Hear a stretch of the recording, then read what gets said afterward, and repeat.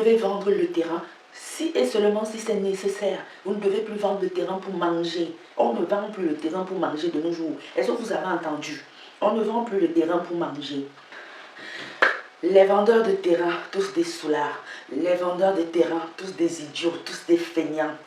Les vendeurs de terrain, ils vendent le terrain. Les gratte-ciel poussent à gauche, les gratte-ciel poussent à droite. Ils sont là au milieu, dans de petites baraques.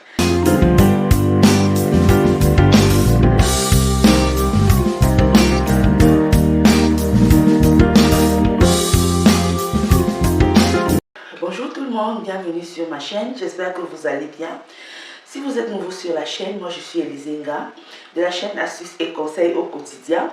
Ici, on parle de business, on parle d'entrepreneuriat, on parle de création et de gestion d'entreprise. On parle en gros de tout ce qui peut remplir votre porte-monnaie, remplir votre compte bancaire. On parle même de développement personnel. Aujourd'hui, on va aborder un sujet assez délicat, un sujet qui fait souvent la une dans les pays africains, dans les pays où on retrouve des personnes qui vendent le terrain. Comme j'ai dit dans mes premières phrases, on va parler des vendeurs de terrain aujourd'hui. Aujourd'hui, je viens vous donner des astuces pour négocier votre terrain. Ne vendez plus le terrain comme en 1940. Aujourd'hui, il faut être futé. Il faut être intelligent quand on vend son terrain. Parce que aujourd'hui, vous vendez un mètre carré à 1000 francs, parfois même à 500. Une personne achète votre terrain, il vous remet 500 000 francs. Dans 5 ans, il revend le même terrain à 20 millions de francs. Et vous n'avez pris que 500 000 francs. Et avec ces 500 000 francs, vous n'êtes même pas capable de vous construire une maison adéquate. Vous n'êtes même pas capable de manger à votre faim. Parfois, vous n'êtes même pas capable de vous soigner. Donc aujourd'hui, je viens vous donner des astuces pour vendre votre terrain. De nos jours, on ne vend même plus le terrain. Essayez de faire plutôt ceci. Tu vends une parcelle de terrain pour pouvoir te lancer, pour pouvoir lancer un business. Parce que parfois, vous avez des enfants, mais vous vendez tout votre terrain. Et puis, quand vos enfants grandissent, ils ont bien des diplômes, mais ils n'ont pas la possibilité d'avoir un emploi. Et quand un enfant n'a pas un emploi, vous pouvez lui donner un capital pour qu'il se lance dans le business, dans le commerce. Vous pouvez changer les choses. Vous pouvez lui offrir une maison. Vous pouvez lui donner de l'argent. Vous pouvez lui permettre d'avoir un plus dans la vie par rapport à celui qui n'a pas peut-être des parents. Donc, ne vendez plus vos terrains comme des idiots. Et les personnes qui vendent les terrains ont toujours cette réputation-là, qu'ils sont des héros. Ils vendent les terrains, mais ils sont incapables de manger à leur faim. Ils reçoivent des insultes. Si tout le monde garde son terrain avec lui, les autres vont faire comment?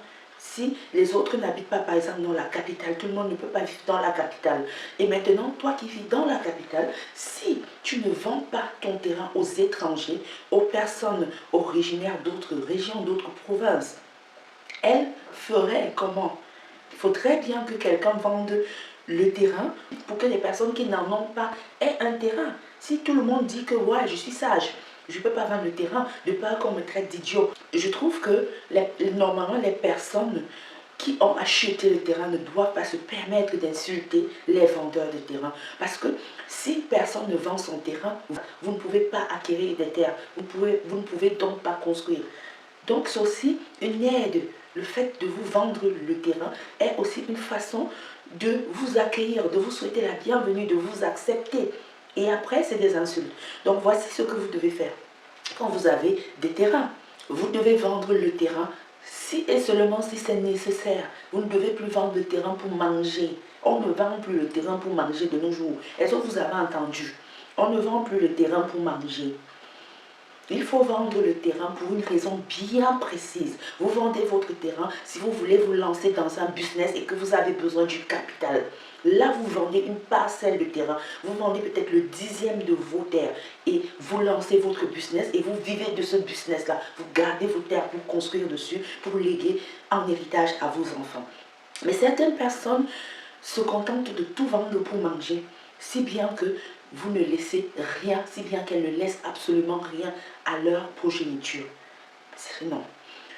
Aujourd'hui, vous vendez le terrain si et seulement si vous êtes dans le besoin, en cas de force majeure, en cas de maladie qui demande des frais d'hospitalisation élevés. Là, vous pouvez vendre votre terrain. Ou alors, quand vos enfants sont grands, parfois ils veulent même négocier des concours. Parce qu'on négocie des concours, on sait tous comment ça se passe. Je ne vais pas dire ici qu'on achète des concours, mais il y a des choses dans la vie qu'on négocie pour ses enfants avec le terrain. Je ne vais pas parler de certaines choses ici, mais on est tous africains, on sait qu'il y a des choses qu'on négocie dans la vie avec de l'argent. Et si tu n'as pas de l'argent, tu peux négocier avec ton terrain. Quand vos enfants sont en âge majeur, il y a des choses qu'ils veulent acquérir, mais vous n'avez pas d'argent pour payer ces choses-là. Soit vous vendez votre terrain et vous lui donnez cet argent, soit alors vous troquez le service contre votre terrain. Donc ne vendez plus le terrain comme des idiots. Et quand bien même vous voulez vendre le terrain, parfois des sociétés expatriaires viennent à vous, de grandes entreprises, de grandes multinationales viennent à vous pour acheter le terrain. On peut décider de venir construire une grande école, une université sur votre terrain. C'est une aubaine. C'est une manne qui tombe du ciel. Vous ne devez plus être pauvre dans votre vie. Vous devez bien négocier. Et c'est là que réside la clé. C'est pour ça que je fais cette vidéo-là. Négociez bien. Vendez très bien vos terrains de nos jours. De nos jours, quand une société vient à vous pour acheter votre terrain, ne le vendez pas. Louez-le. Mettez votre terrain en location. La personne, la société va louer votre terrain pendant peut-être 20 ans, 25 ans. Donc, vous leur donnez un permis d'exploiter vos terres pendant 20 ans, pendant 25 ans. Le montant qu'ils vont vous payer par mois dépasse de loin ce que vous auriez eu si vous aviez vendu votre terrain. Et après les 25 ans, le terrain vous appartient encore. Est-ce que vous comprenez le truc? Est-ce que vous comprenez bien? Ouvrez bien les oreilles. Lorsque une société vient acheter le terrain chez vous, négociez. Si c'est une société qui peut recruter et que vous avez des enfants, déposez les dossiers de vos enfants. Donnez des conditions. Qu'on recrute vos enfants. Ah oui, oui, oui, oui. Ne dites pas que non, on encourage la corruption ou quoi que ce soit, puisque ça se passe déjà. Ça se passe dans beaucoup de pays africains. Qu'on ne se leurre pas. Vous pouvez négocier des choses avec votre terrain. Donc, quand une entreprise, un DG, une personnalité vient acheter votre terrain, donnez-lui des conditions. Par exemple, vous lui dites, quand vous construisez votre maison, au lieu de goudronner juste devant chez vous, goudronnez jusqu'à chez moi. C'est possible. Donnez-leur des conditions. Demandez des services en échange de votre terrain. On vous paye certes pour le terrain. Donc, vous donnez le prix du mètre carré de terrain.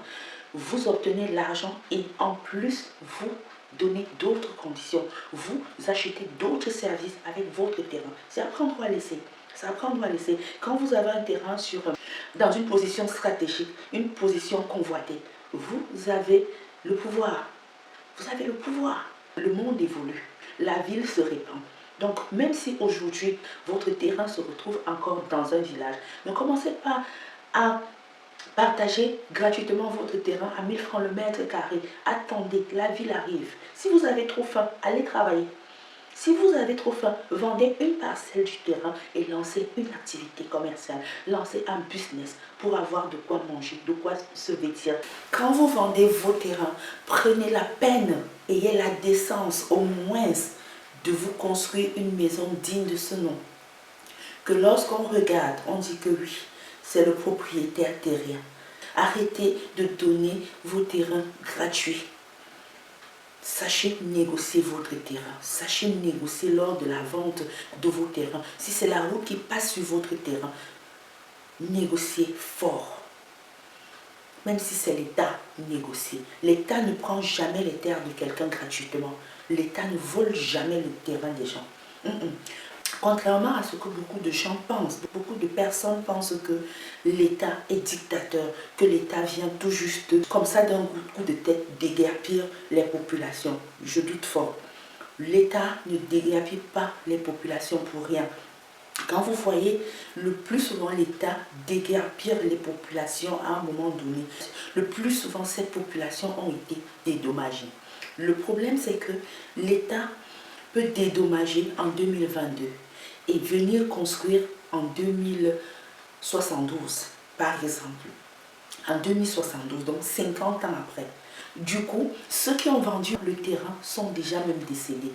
Et parfois, voyant que l'État ne commence pas les travaux, d'aussitôt, ces personnes qui ont vendu le terrain à l'État revendent le terrain à d'autres personnes.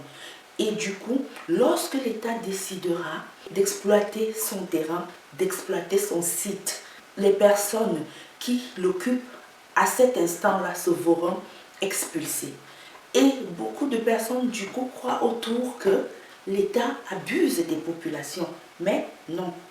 Le plus souvent, les personnes ont été dédommagées il y a peut-être une décennie, il y a 10 ans, il y a 20 ans, il y a 30 ans, il y a 40 ans, il y a même 50 ans. Je connais des endroits où je suis née, j'ai trouvé, on parlait que la route passerait à cet endroit-là. Mais la route n'a jamais été construite là. Et les personnes exploitent le terrain jusqu'ici. Et le jour que l'État va décider de construire ou d'exploiter le terrain, les personnes seront déguerpies. Ce n'est pas que l'État est dictateur, que l'État arrache les terres, pas souvent. L'État dédommage. Donc voilà, soyez sages, les propriétaires terriens là. Partagez cette vidéo si vous avez un oncle, un papa, une parenté, une connaissance qui a des terres. Envoyez-lui cette vidéo, c'est très très important.